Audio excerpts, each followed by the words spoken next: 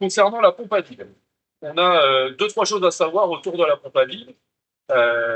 Déjà pour l'entretien. L'entretien, c'est simple. On a un bouchon de remplissage ici et on a un niveau visuel sur le côté.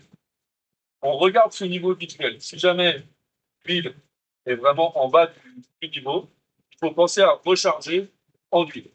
De l'huile 15-40, c'est très bien. De toute façon, c'est un graissage perdu qui va se retrouver dans le silencieux détuleur qui est situé à l'arrière, en bas, sous la citerne là-bas. Quand on manque d'huile, on rajoute de l'huile et bien entendu, on va vider l'huile qui est dans le silencieux détuleur. Donc ça, c'est vraiment pour la partie entretien. Ensuite, qu'est-ce qu'on peut dire au niveau de la pompe à vide?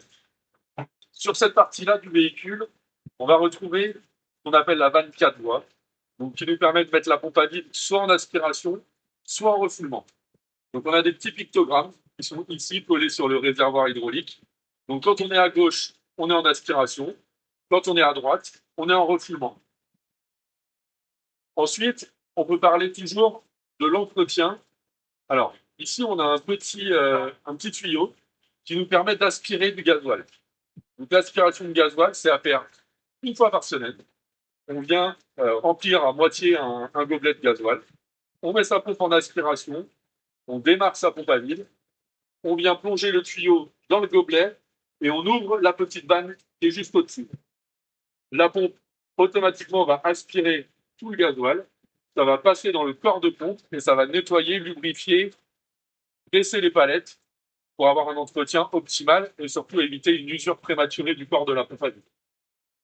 Une fois que c'est terminé, bien entendu, on referme la vanne pour ne pas avoir de perte d'aspiration. Ici, on a également notre sécurité à boule.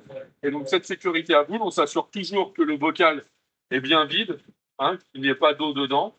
Si malgré tout, il y a de l'eau, on vient ouvrir la vanne qui est juste en dessous pour vider l'eau.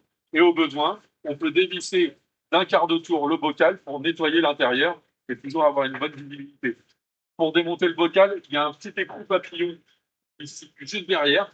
On dévisse l'écrou papillon qui sert de verrouillage et ensuite on tourne d'un quart de tour et le bocal transparent vient directement. Voilà pour la partie entretien pompe à vide.